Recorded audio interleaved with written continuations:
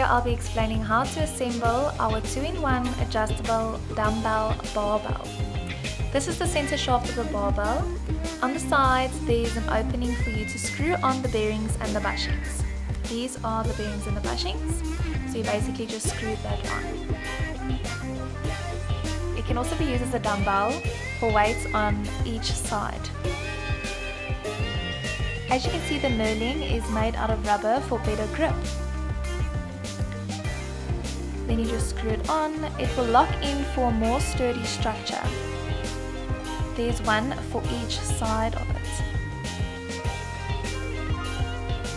The center shaft has a rubbery sponge material which makes it a bit more comfortable for your shoulders.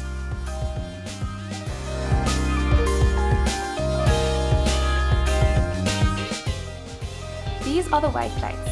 It comes in a set of 6. You slide it on each side of the weight to be balanced. You can either put 2 or 1 on each side depending on how much weight you can carry.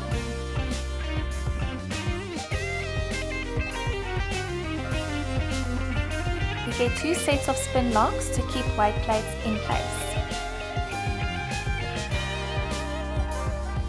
This is a separate product we sell. It's a barbell shoulder support pad.